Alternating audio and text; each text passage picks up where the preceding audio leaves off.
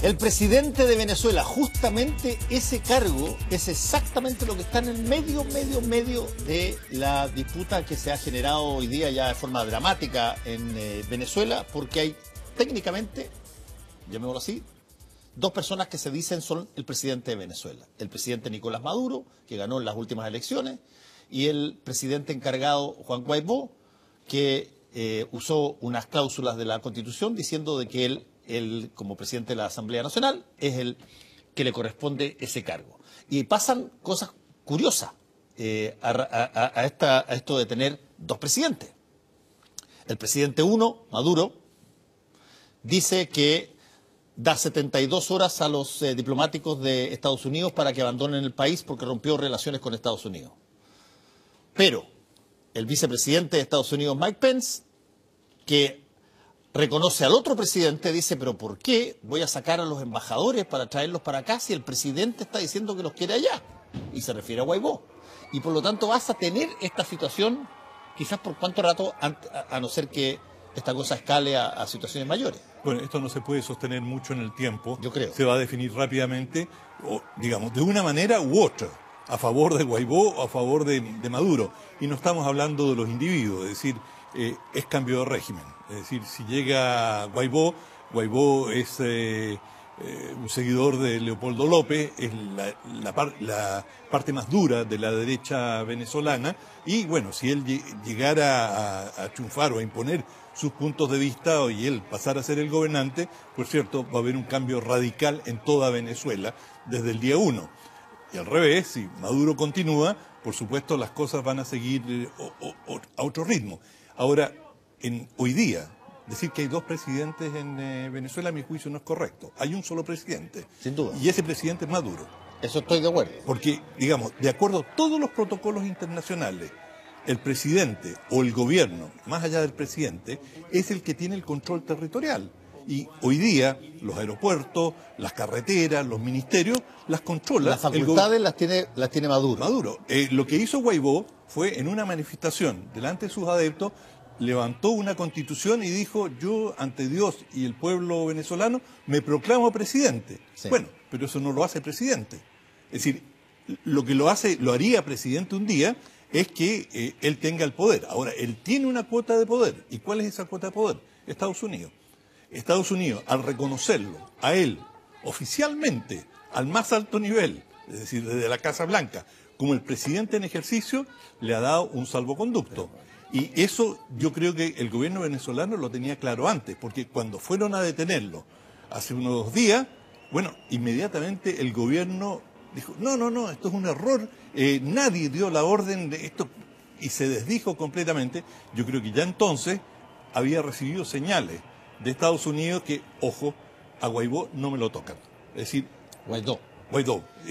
Él está bajo nuestra protección. Sí. Por lo tanto, estamos en una situación muy compleja donde el gobierno Maduro no puede realmente agredir o atacar como quisiera a Guaidó, pero por el otro lado está, digamos, tiene el control de la situación. Y los únicos que, como hemos conversado muchas veces antes, los únicos que pueden definir esta situación son las Fuerzas Armadas. O sea, que haya un quiebre, también puede ser un quiebre dentro del partido gobernante, el partido de Maduro, pero con una base militar lo suficientemente importante como para que esto, idealmente, no derive en una guerra civil, porque los militares, y lo hemos visto en tantos golpes, son maestros en la negociación y miden correlaciones de fuerza, y antes de dispararse uno a otro, lo hemos visto. Se cuentan. Claro, y dice, bueno, ¿y cuántos aviones tienes tú? Eso. Y bueno, mira, yo te bombardeo tu base, etcétera. Sacan el ábaco, sacan la cuenta y dicen, ok, tú ganaste. Es decir, es raro que se vayan a los cañonazos.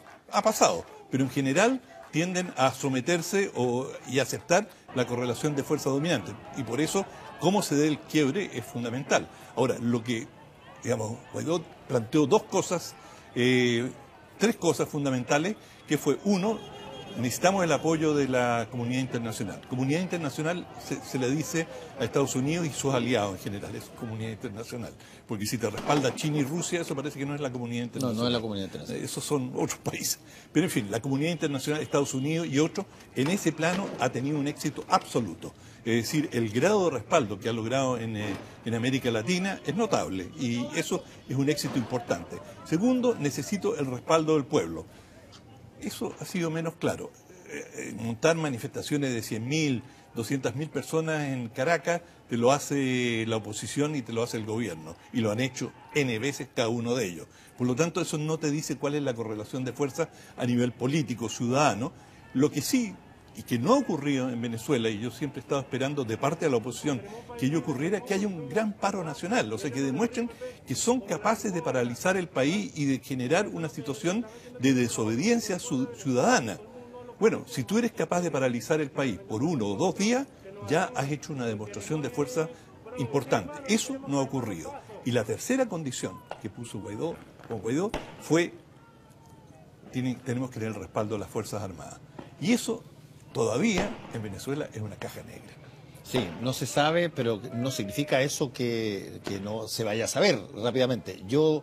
Vamos a saber cuando estén en las calles. Exacto, yo te comentaba que a mi modo de ver, por cómo se diseñó esta situación que está pasando y cómo se estructuró lo que está pasando, a mí me da la impresión de que esta es lo que en el juego de póker se llama all-in. Cuando tú ya tomaste la decisión de o te sales de la mesa o te quedas de ganador y apuestas toda tu ficha. Esto no es un tanteo. No es un tanteo de agüita para ver cómo está la piscina, para tirarse un piscinazo. No, me da la sensación que esto es, vamos a dirimir este tema.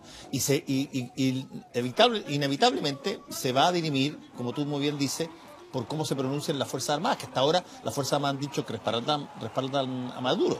Pero tú sabes cómo son estas situaciones. Sí. Respaldan hasta que no respaldan. Exacto. Es decir, Pinochet estaba al lado de Allende hasta el último día y el presidente Allende preguntaba, ¿dónde está Pinochet? ¿No le habrá pasado algo?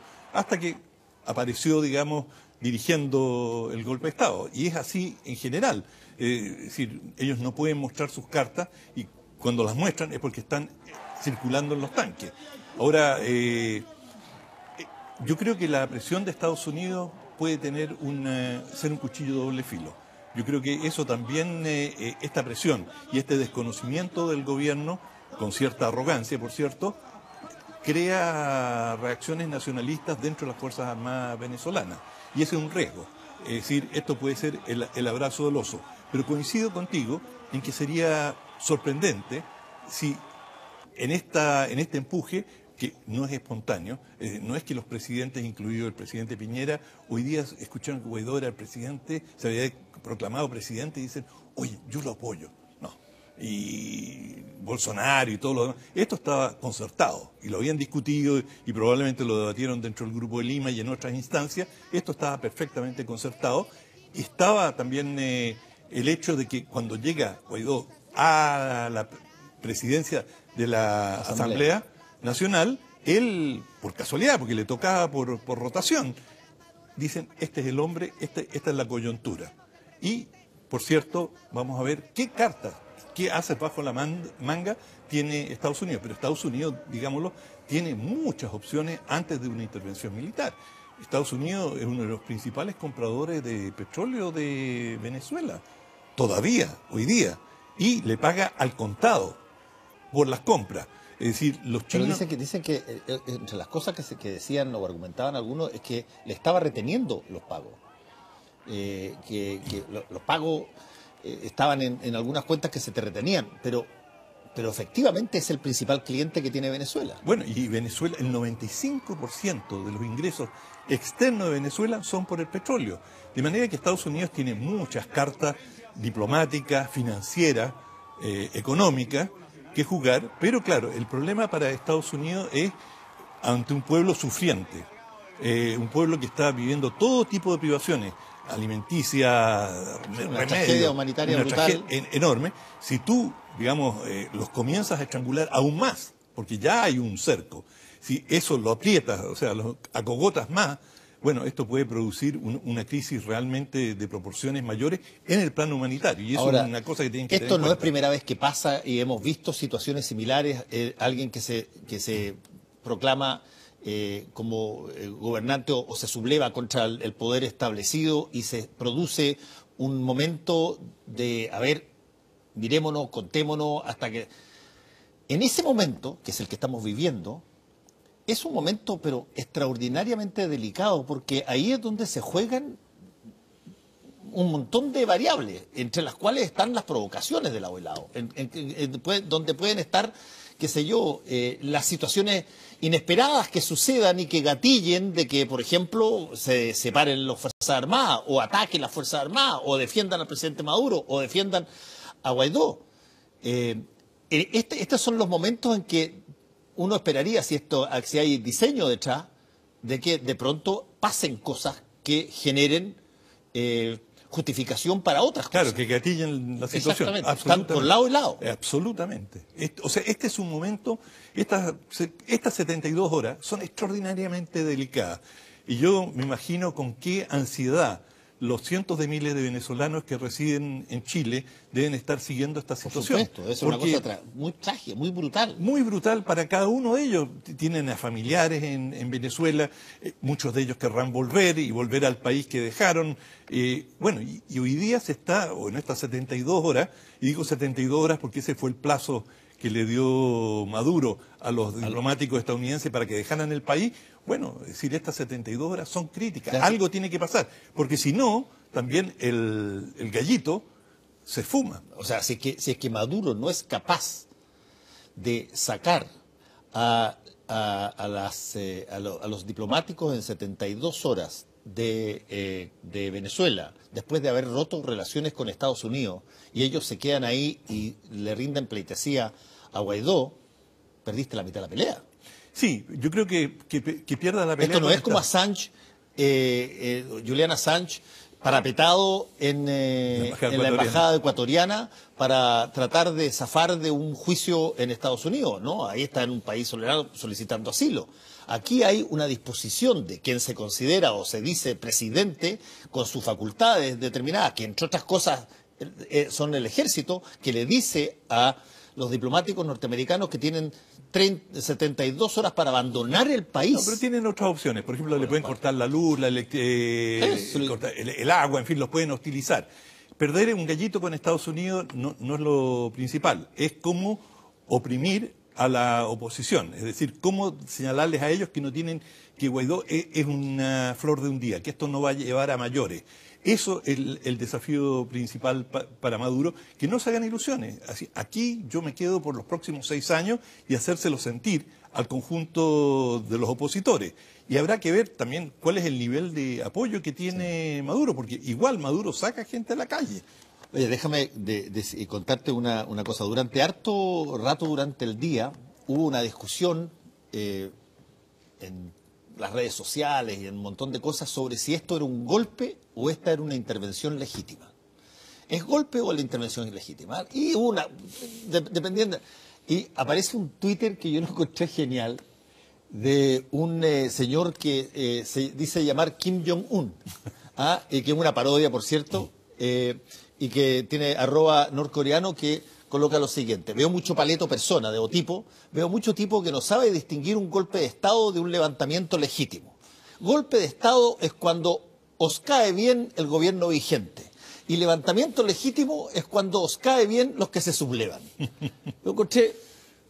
Bueno, eso pero prístino. Efectivamente, tú dices que esto es golpe si es que tú estás a favor o tienes una conciencia o tienes una... No a favor, porque eso es mentira.